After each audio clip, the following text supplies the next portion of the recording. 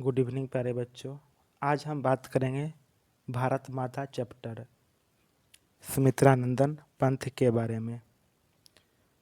सुमित्रानंदन पंथ का जो जन्म हुआ था 1900 में हुआ था। यहाँ पे लिखा गया कितना में हुआ था, 1900 में हुआ था। ये तो आपको पता ही होगा। कोसौनी उत्तरांचल में जन्मे थे।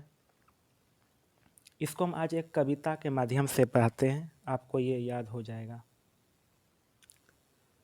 कौसानी उत्तरांचल में है जन्मे। पंथ कहाँ जन्मे थे? सुमित्रानंदन पंथ जन्मे थे कोसौनी उत्तरांचल में। ठीक है, यहाँ पे अनुस्वार हो जाएगा। ठीक। कौसानी उत्तरांचल में है जन्मे, 1900 में जन्म हुआ। माता का नाम सरस्वती देवी, पिता का नाम गंगादत्त। माता का नाम सरस्वती देवी, पिता का नाम गंगादत्त। प्राथमिक शिक्षा गांव में पाई, हाई स्कूल की शिक्षा बनारस में पाई। प्राथमिक शिक्षा गांव में पाई, हाई स्कूल की शिक्षा बनारस में पाई। पंत जी की प्रवृत्ति छायावादी, विचार उदारे मानवतावादी। पंत जी की प्रवृत्ति छायावादी, विचार उदारे मानवतावादी। प्रकृति के सुकुमारे कवि, प्रकृति और सौंदर्य के प्रेमी कवि। एग्जाम में अगर प्रश्न आ जाएगा, प्रकृति के सुकुमार कवि कौन है? सुमित्रानंदन पंत। और सौंदर्य के प्रेमी कवि कौन है? सुमित्रानंदन पंत। पंत जी के विचार थे छायावादी और पंत जी के विचार उदार। पंत जी की प्रवृत्ति छायावादी और उनके विचार उदार मानवतावादी, इसलिए यहाँ पे लिखे हैं। पंत जी की प्रवृत्ति छायावादी, विचार उदारे मानवतावादी।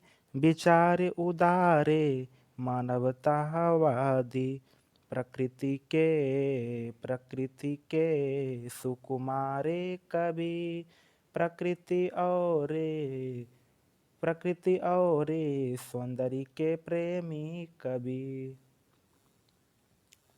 मानव इतिहास के नित्य विश्वास में रखने वाले कवि। मानव इतिहास के नित्य विश्वास में रखने वाले कवि। ये थे हमारे पंत जी। कितना विचार उदार था।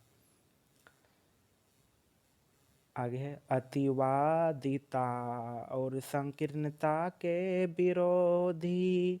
अतिवादिता और संकीर्णता के विरोधी। अंतिम काव्य लोकायतन। उनके अंतिम काव्य जो है लोकायतन है, जो परिपक्व चिंतन को समेट देता है। पंत जी का जन्म हुआ था 1900। उनकी काव्य देखिए, पल्लव बीना ग्रंथि गुंजन, युगांत युगवाणी ग्राम्या स्वर्ण धूलि। युगांत युगवाणी ग्राम्या स्वर्ण धूलि। युगपथ चिदंबरा स्वर्ण किरण उच्छ्वासे, स्वर्ण किरण उच्छ्वासे। युगपथ चिदंबरा स्वर्ण किरण उच्छ्वासे, स्वर्ण किरण उच्छ्वासे। ये 12 को लिखे हैं। कौन कौन? पल्लव बीना ग्रंथि गुंजन, युगांत युगवाणी ग्राम्या स्वर्ण धूलि। युगपथ चिदंबरा स्वर्ण किरण उच्छ्वासे। युगपथ चिदंबरा स्वर्ण किरण उच्छ्वासे। और चिदंबरा पर जो है ना ज्ञानपीठ का पुरस्कार मिला। किस पर मिला था? चिदंबरा पर। पंत जी को किस साहित्य पर ज्ञानपीठ का पुरस्कार मिला? चिदंबरा पर। पंत जी की प्रवृत्ति छायावादी, विचार उदार मानवतावादी। पंत जी की प्रवृत्ति छायावादी, विचार उदार मानवतावादी। पंत जी की कविता के संग्रह ग्राम्य, पंत जी का कविताओं का संग्रह ग्राम्य। ये ग्राम्या से संग्रह है, किससे संग्रह है?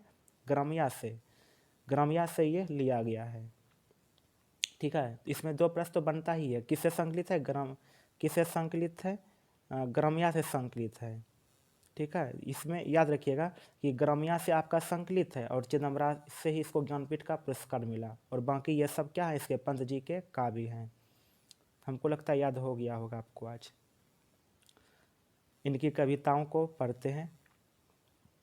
भारत माता, भारत माता, ग्रामवासिनी, ग्रामवासिनी, खेतों में फैला है श्यामल, धूल भरा, धूल भरा, मेला सा आंचल, मेला सा आंचल, गंगा यमुना में आंसू जल, मिट्टी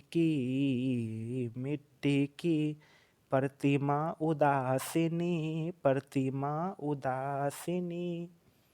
अगला पंक्ति देखिए। स्वर्ण शशि परे, स्वर्ण शशि परे, पद तल लुंठित, पद तल लुंठित, धरती सा सहिष्णु मन कुंठित, क्रंदन कंपित, क्रंदन कंपित, अधर मन स्मित, अधर मन स्मित, राहु ग्रसित, शरदेन्दु हासिनी। ये बहुत अच्छा इसे काव्य, ये भी पूछ सकता है। तो पंत जी का हम करा दिए। अब हम चलते हैं इसके प्रश्न आंसर के बारे में। तो कैसा लगा आपको ये तो उसका प्रश्न है।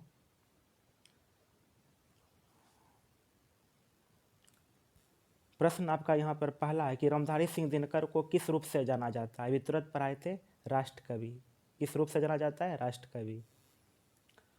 रामधारी सिंह दिनकर का जन्म कब हुआ था? 23 सितंबर 1908। ये तो जनतंत्र का है, पंत जी का हम बता रहे हैं।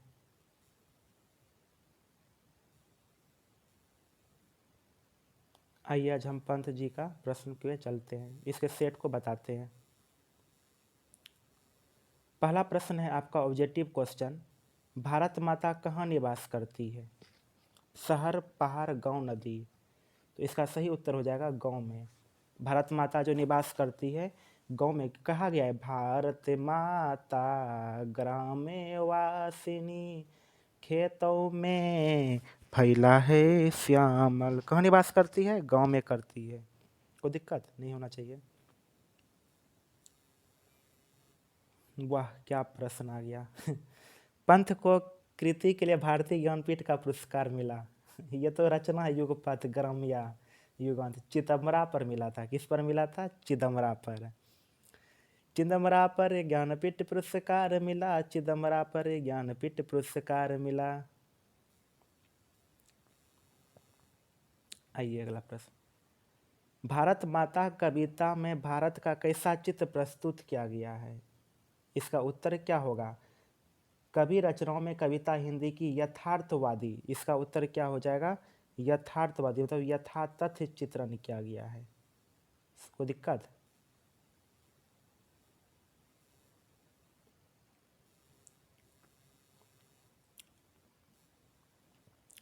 भारत माँ के श्रेष्ठ मुख की तुलना कवि किससे की है? छायायुक्त चंद्र से की है। किससे की है? छायायुक्त, छायायुक्त चंद्र से, छायायुक्त चंद्र से। मिट्टी की प्रतिमा उदासिनी किसे कहा गया है? मिट्टी की प्रतिमा उदासिनी भारत माता। पहली पंक्ति है, पहली पंक्ति क्या कहता है? भारत माता, भारत माता ग्रामवासिनी, खेतों में फैला है श्यामल, धूल भरा मैला सा आंचल, गंगा यमुना में आंसू जल, मिट्टी की प्रतिमा उदासीनी मिट्टी की प्रतिमा उदासीनी। भारत माता को कहा गया, किसको कहा गया है? भारत माता को। भारत माता शीर्षक प्रगीत पंथ के किस काव्य से संकल्प लिया गया है? ग्राम्या से। किससे संकलित है? वितरत पढ़ाए थे। यह हमारा पाठ किससे संकलित है? ग्राम्या से संकलित है। ये सब युगांत युगबानी ये सब क्या है? हमारे इसकी रचनाएं हैं, पंथ की रचनाएं हैं। अगला देखिए, स्मितानंदन पंथ का जन्म कहाँ हुआ था? कौसानी उत्तरांचल में जन्मे, कौसानी उत्तरांचल में जन्मे। कौसानी में जन्म हुआ था। कहाँ हुआ था? कौसानी में। पंथ ने अंतिम काव्य क्या लिखा था? उनके काव्य थे लोकायतन। क्या थे? लोकायतन। पंथ की जी के अंतिम काव्य हम तुरंत बताए थे इस वीडियो में। अंतिम काव्य लोकायतन जो परिपक्व चिंतन को समेट देता है। अंतिम काव्य लोकायतन जो परिपक्व चिंतन को समेट देता है। पिता का नाम गंगादत्त, माता सरस्वती देवी। पंत जी के पिता का नाम क्या थे? गंगादत्त। माता क्या? अगर माता पूछेगा तो सरस्वती देवी। माता क्या हो जाएगा? सरस्वती देवी। अगर किसी माँ का नाम सरस्वती देवी हो तो आई एम सॉरी, ये मत सोचिएगा कि रोहित सर खास करके हम ही को बोल रहे हैं। आगे देखिए, पंत जी के पिता का नाम क्या था? गंगादत्त। अंतिम काव्य कौन थे? लोकायतन। ये सब पढ़ा रहे थे। कौसानी में जन्मे। गीता प्रकाशनी किसके लिए प्रयुक्त है? गीता प्रकाशनी जो है भारत माता के लिए प्रयुक्त है। किसके लिए प्रयुक्त है? भारत माता के लिए। ग्रामर कहाँ से वो आ गया? तप संयम कौन सा समास है? द्वंद्व। द्वंद्व समास में बताए थे ना, दोनों पद प्रधान हो। ये तो व्याकरण घुसा दिया है यहाँ पर सरदे दुहासिनी कौन है? सरदे दुहासिनी जो है ये भारत माता है। कौन है? ओ यहाँ पे इसका, यहाँ पे जानते हैं क्या लिखा रहना चाहिए? सरदेंदु। क्या रहना चाहिए? सरदेंदु। सरदेंदु दुहासिनी। यहाँ पर अगर पूछेगा सरदेंदु हासिनी कौन है तो भारत माता लिखिएगा। इन पंक्ति प्राय थे।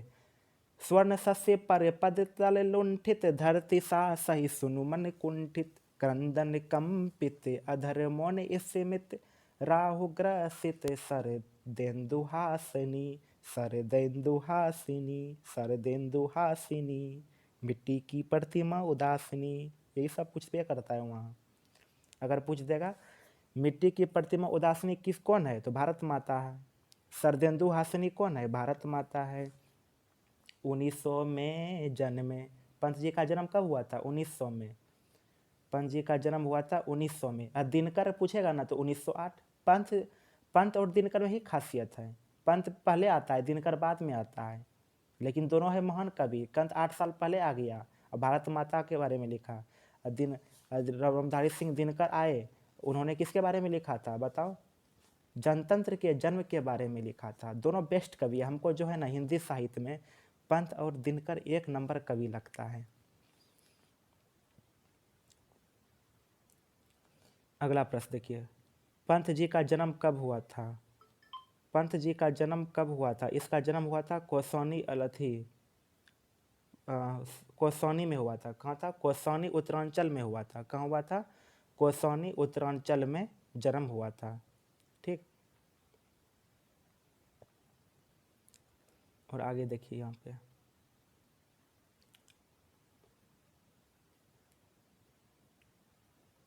स्मितानंदन पंत की माता का नाम क्या था? स्मितानंदन पंत की माता का नाम था सरस्वती देवी।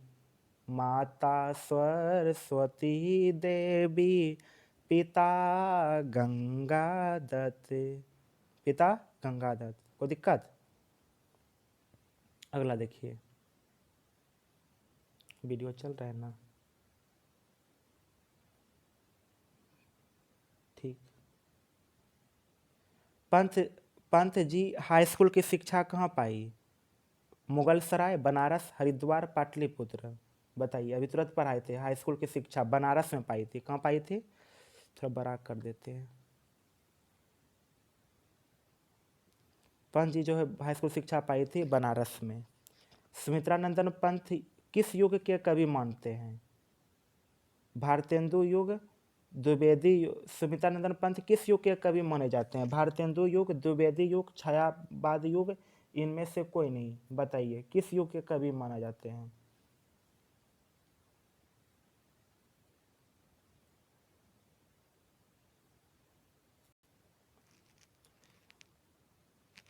सुमित्रानंदन पंत किस युग के कवि माने जाते हैं? इसका सही उत्तर हो जाएगा छायावाद युग के। छायावाद युग के जो है वे कवि माने जाते हैं। भारत माता कविता के रचनाकार कौन है? सुमित्रानंदन पंत, सूर्यकांत त्रिपाठी निराला, रामधारी सिंह दिनकर, प्रेमगन। इसका सही उत्तर हो जाएगा सुमित्रानंदन पंत। चलिए अगला प्रश्न की ओर देखते हैं। तो अगला प्रश्न है आपका, युगबानी किनकी रचना है? अभी तुरंत पढ़ाए थे, पल्लव, बीना, ग्रंथि, गुंजन, युगांत, युगबानी। तो युगबानी किसका हो जाएगा? सुमित्रानंदन पंत का। पंत जी की प्रवासनी किसे कहा है? भारतीय जनता ने, भारत माता को, भारत माँ के संतान को, इनमें से कोई नहीं। बताइए इसका सही उत्तर क्या होगा? प्रवासनी कहा है भारत माता को। किसने कहा है? भारत माता को।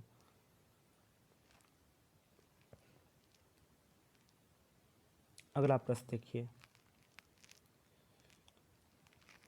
कवि पंत जी को किसका हास और राहुग्रस्त दिखाई पड़ता है? इसका सही उत्तर हो जाएगा भारत माता का। भारत माता का जो है राहुग्रस्त दिखाई पड़ता है। ग्राम्या काव्य संकलन की कविताओं पर किसका प्रभाव है? यथार्थवाद। इसका सही उत्तर क्या हो जाएगा? यथार्थवाद का प्रभाव है। गंगा यमुना को कवि ने किसके रूपक के रूप में प्रस्तुत किया है? भारत माता की दो आंखें, भारत माता की दो आंखें के रूप में प्रस्तुत किया है। प्रकृति को सुकुमार कवि किसे कहा जाता है? इसका सही उत्तर क्या हो जाएगा? पंत को, क्योंकि पंत का ही तो पूरा नाम है सुमित्रानंदन पंत। अगर पूछ दे पंत का पूरा नाम क्या है तो सुमित्रानंदन पंत हो जाएगा। पंत जी किस युग के कवि थे? वही प्रश्न फिर आ गया। छायावाद युग के। कौन युग के कवि थे? छायावाद युग के। अब पंत को किस साहित्य पर ज्ञानपीठ का पुरस्कार मिला? इसका सही उत्तर हो जाएगा चिदम्बरा पर। और दिनकर को मिला था उस पे पल्लव पर ना। दिनकर को जो मिला था उर्वशी पर मिला था। किस पर मिला था? उसको उर्वशी पर ज्ञानपीठ का पुरस्कार मिला था। और पंत को मिला था चिदम्बरा पर। दोनों को ज्ञानपीठ का पुरस्कार मिला है। अगला प्रश्न देखिए, भारत माता के संबंध में क्या सही है? शैलवासिनी, नगरवासिनी, ग्रामवासिनी, विधवावासिनी। इसका सही उत्तर क्या हो जाएगा? ग्रामवासिनी। पंत जी का अंतिम काव्य क्या था? लोकायतन। लोकायतन उनके अंतिम काव्य थे। शरतेंदु का शाब्दिक अर्थ क्या है? शरद ऋतु का चंद्रमा। शरद ऋतु का चंद्रमा। पंत जी का निधन कब हुआ? इसके निधन तो एग्जाम में तो आएगा नहीं, लेकिन 29 दिसंबर 1977 को पंत जी का निधन हो गया था। 29 दिसंबर 1977 को। तो कैसा लगा आपको ये वीडियो? इससे इससे बहुत आपको जो है ना एग्जाम में बहुत आपका ये आएगा। ठीक है, तो हम आपको देखते हैं, और यदि